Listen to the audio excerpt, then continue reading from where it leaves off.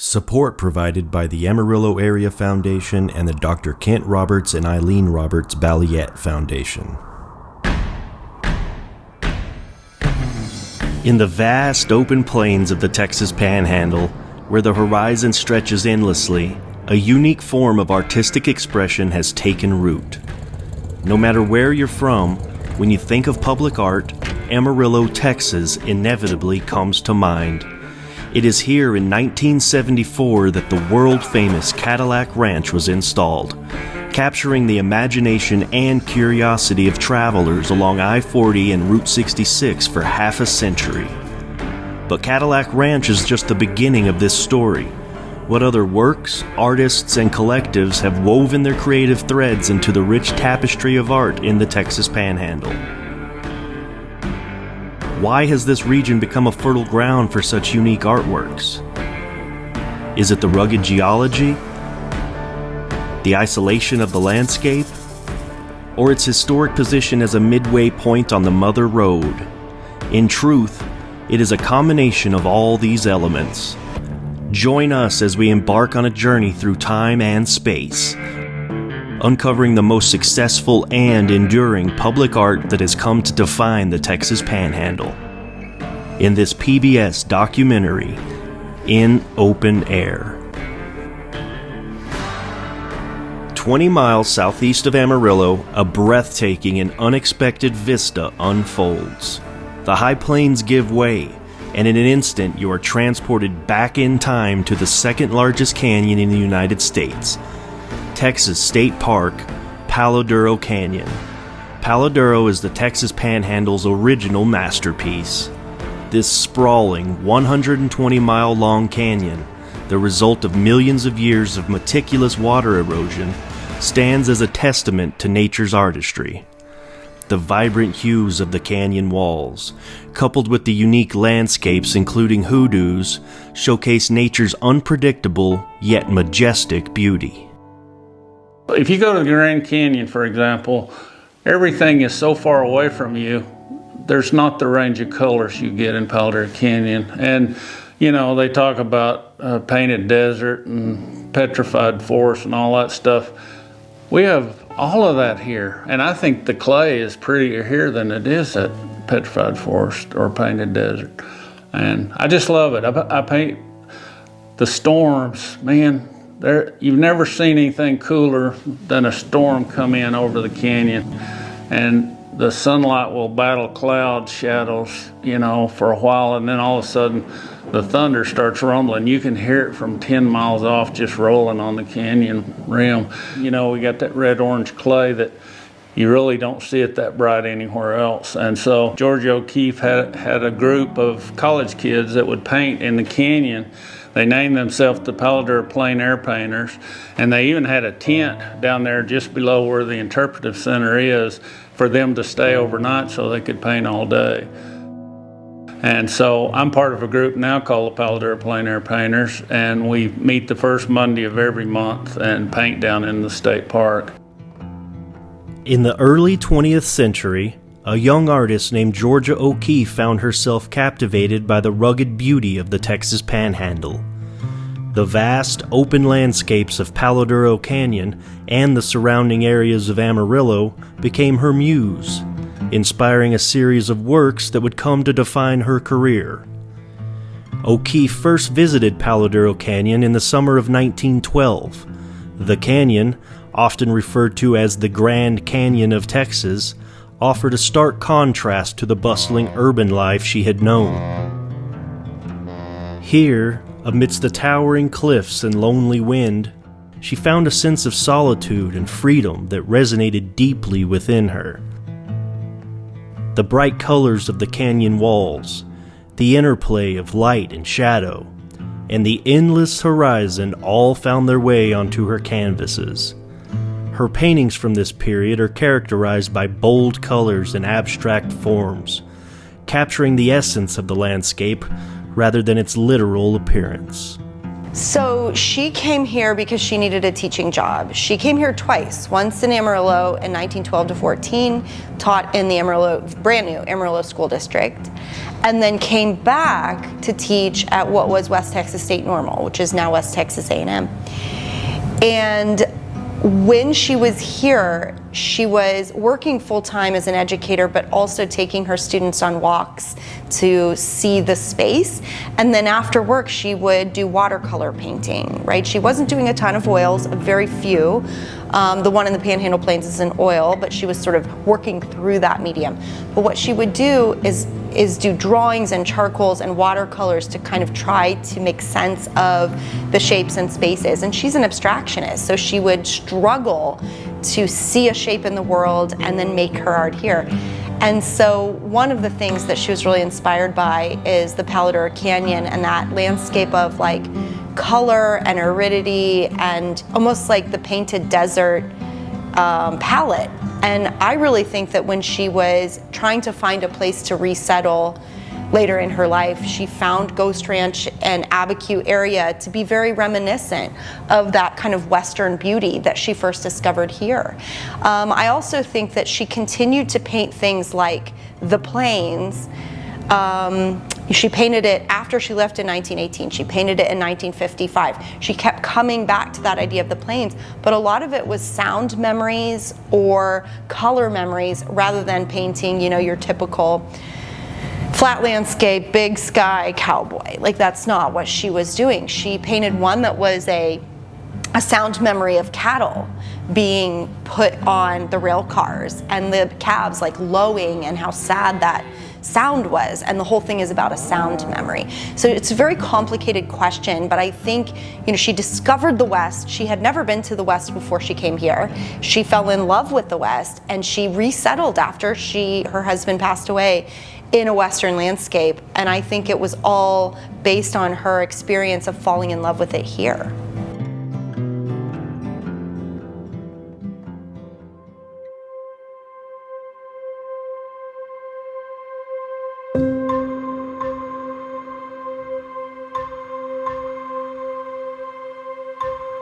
Robert Smithson was a land artist. He is very famous for his earthwork called the Spiral Jetty, which is in the Great Salt Lake.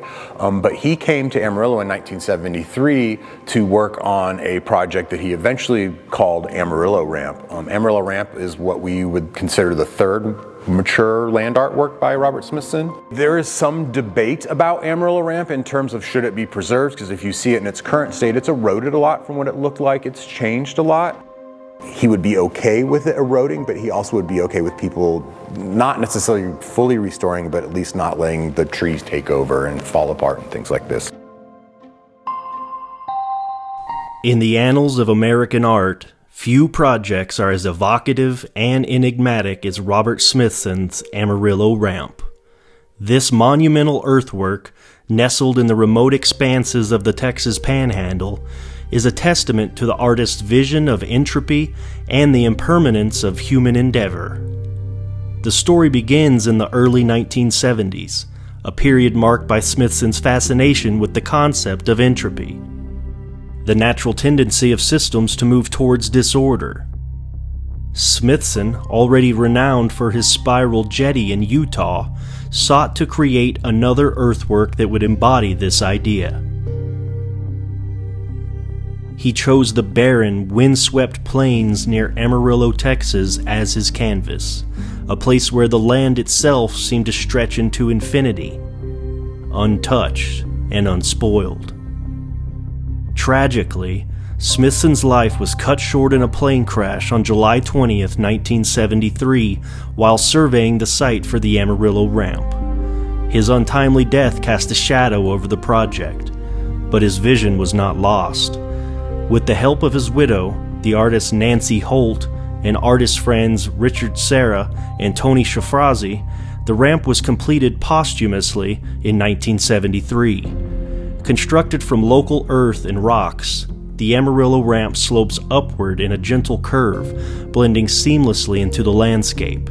Its materials, earth, stone, and gravel, were deliberately chosen to reflect the natural environment, emphasizing the connection between art and nature.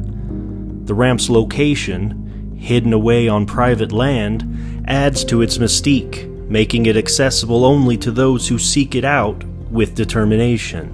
Over the past 51 years, the forces of nature have taken their toll. Wind, rain, and the relentless Texas sun have eroded the structure, causing it to crumble and decay.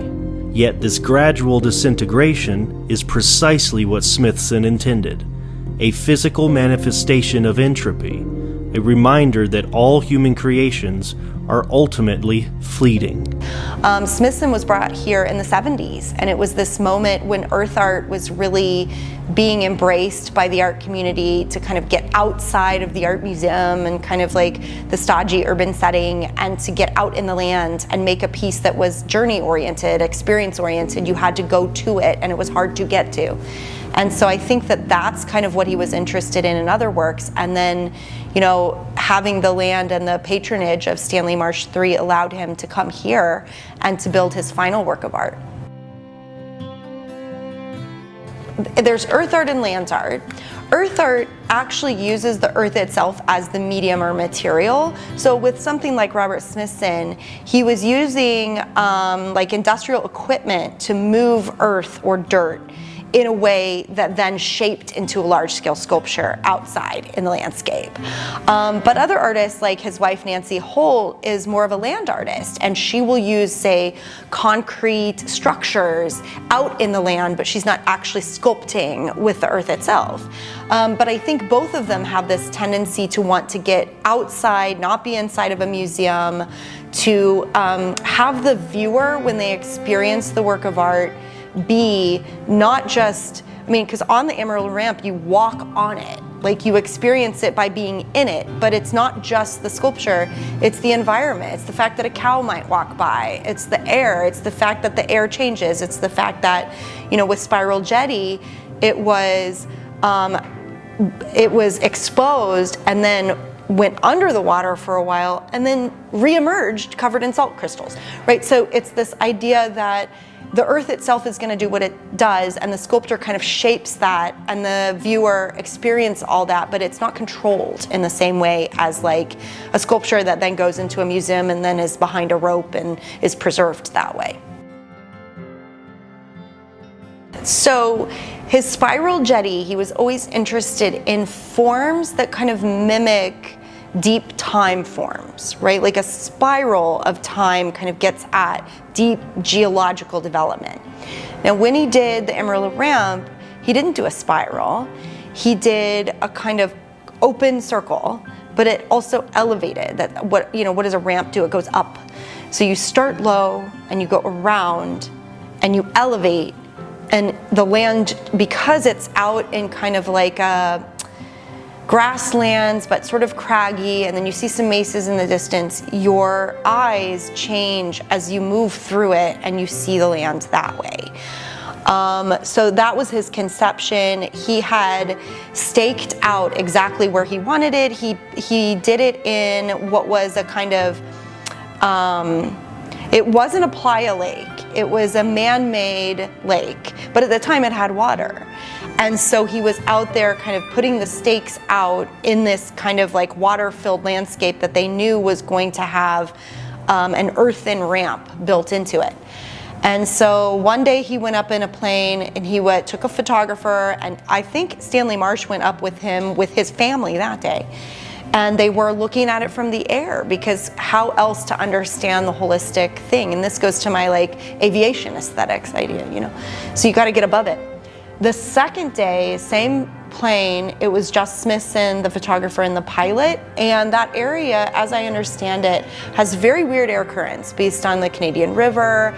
Lots of pilots will describe how, and other pilots have died in that area too, like Bivens, right? Julian Bivens died in the same way, where they were flying a plane and the plane kind of, they dipped and it stalled out and it crashed into the ground, and all three were killed on impact. So they kind of came out to honor Smithson and actually see it through, and this was a month later. But it was an incredibly tragic, sudden thing. Nancy Holt, this was her life partner. She had to grieve over the loss and at the same time honor his legacy by building it.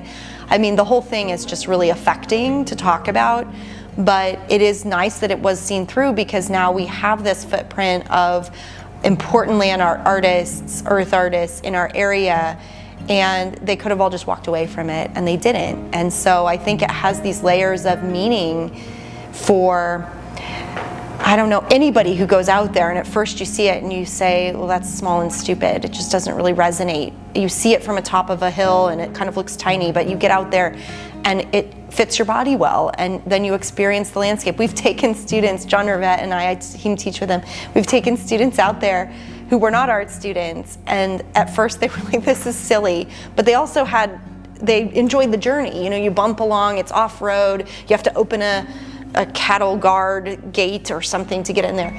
And then they were all like, they didn't want to leave, right? So it means something so much more than just, oh, there's a sculpture, it's earth. It's not, it's so much more.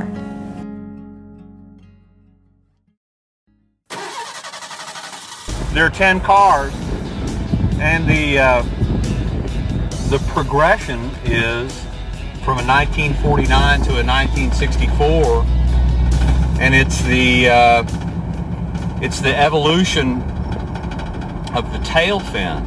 Responsibilities were not to shepherd the ant farm around, but certainly they were around a lot and everybody was aware of what was going on. They moved into Toad Hall and went to work traveling around the Panhandle collecting 10 Cadillacs, traveling around with a pocket full of money, and big idea.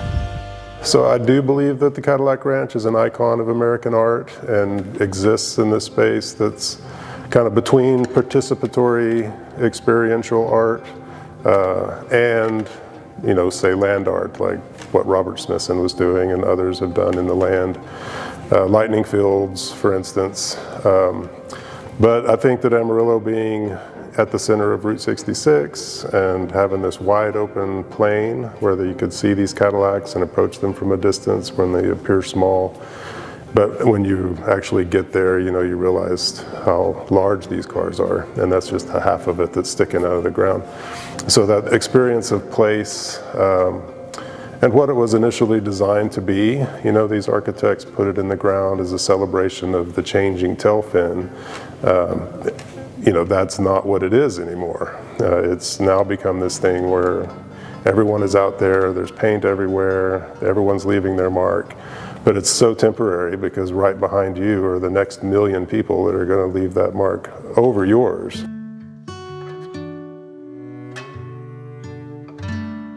So whether you call it entropy art or decay art, it's art that you recognize is not hermetically sealed and unchanging. No art is, we all know, right? Our bodies aren't, we all know that it will experience decay.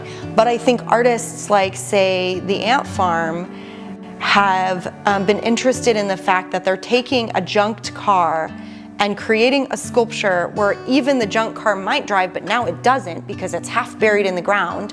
And then it's not sealed up in a building. It's left in a field for people to experience it. And sometimes they trash it, and sometimes they love it, and sometimes they write their name on it, right? So it's this idea of art being about interaction with the public. That's where performance art comes in, viewer experience. But when you open it up to the public, it's like the tragedy of the commons. People are gonna do what they're gonna do. And the fact that Ant Farm right now, I mean the Cadillac Ranch right now is a ditch because there's so many people going out there that once it rains, it's underwater like a lake. And they never foresaw that, but they didn't make plans beyond, hey, wouldn't it be funny to do these cars? And then what's as important about the cars is that they came back every 10 years and had a party and reinvented the cars. And then, you know, the cars are now these graffiti type interactive things. And yeah, I mean, but the trash out there is as much the part of the art too, whether we like it or not, because it's, you know, like the idea of it is decaying, but so is Route 66, so is Americana. You know, Ed Ruscha did that project on gas stations along Route 66, and he took these photographs of gas stations in this moment that are very deadpan, right? But they've changed over time. But he also was interested in kind of coming back to old monuments and showing the dilapidation. I think that there's a lot of that with the kinds of artists that have come through here, that they're fascinated with that idea that art doesn't just stay put, art should be interacted with. You know, Ed Ruscha even does art about burning gas stations or burning LACMA down, which returns us all the way back to the Dynamite Museum, right? Is the museum the only way to experience art? Well, maybe the museum is the false one because we can't protect the art from the decay anyway, even though we try, right? So this layering of meaning in art that has to do with entropy or decay, I think is so important to this area. I think even I call the Amarillo the decay art capital of the world. I mean, sort of tongue in cheek. I have no authority to say that, but I think that there might be something here that's really unique about the embrace of decay in this area for the aesthetics. I'm not super pleased with the state it's in. I think it's pretty depressing when I go out there because I know what it's supposed to be, and it's just in really bad shape. I really enjoy the pomp and circumstance around it. I like the people are having a good time and spray painting, but it's in bad shape. I mean, so we've had conversations about what to do to preserve it. And Chip Lord's like, we didn't really even think about that. We were just so stoked to get those cars in the ground, and that was the most impressive part. And I think what's really interesting about Cadillac Ranch specifically is that it's kind of taken a life of its own, meaning they didn't intend for it to become the phenomena that it is. You know, I think they did a study, and I've heard mixed numbers, but we're gonna say over 1 million people a year get out of their cars and go to Cadillac Ranch, which is an enormous amount of viewership.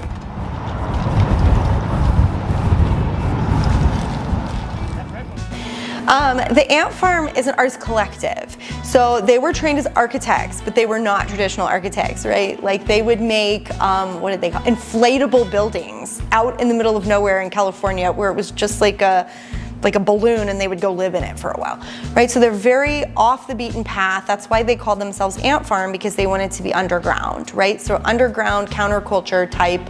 Chip Lord is the one that's still kind of like fielding a little bit of the Ant Farm's legacy. He just came here for the 50th anniversary of Cadillac Ranch. So he's been in Amarillo a good number of times, but he's a jokester. They all were. If you had a Cadillac, you had been successful. Right? It's like the achievement of being an American is to own a Cadillac. But then they kind of foresaw that this was something that might have a little falseness to it. So the idea of making the Cadillacs into a kind of graveyard almost, like burying them. But then they also wanted to tell the rise and fall of the tail fin story. So there's 10 Cadillacs. The earliest ones have very minimal tail fin. The middle ones have larger tail fin.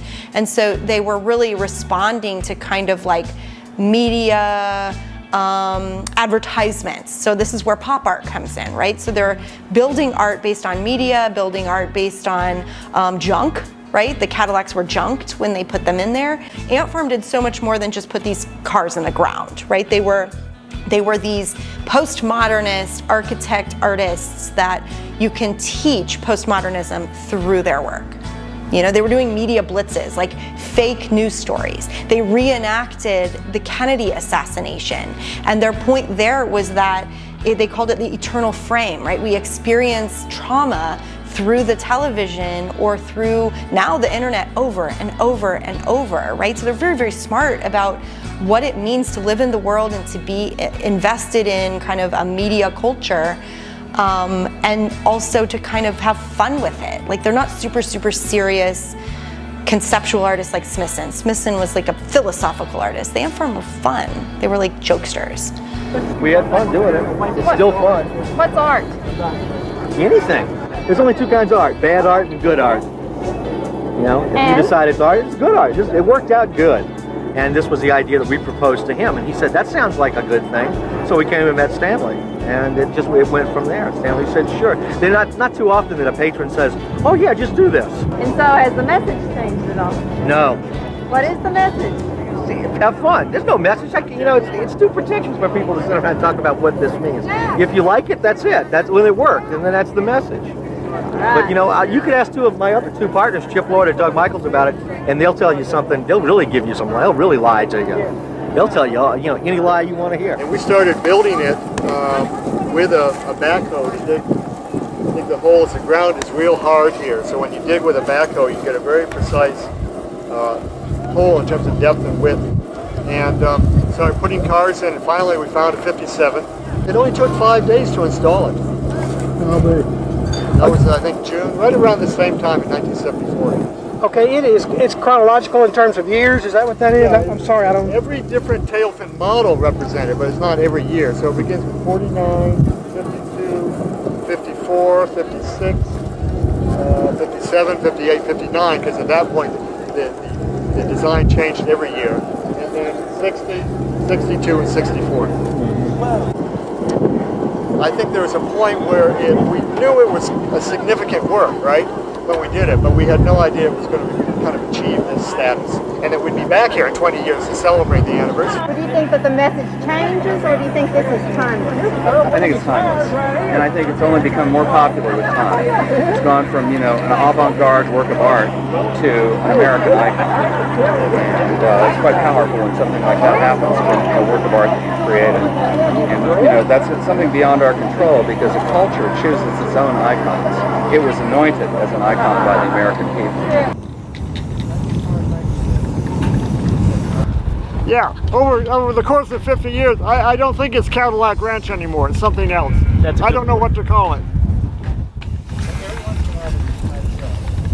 Born from a spark of imagination, Cadillac Ranch evolved into one of America's most iconic roadside attractions.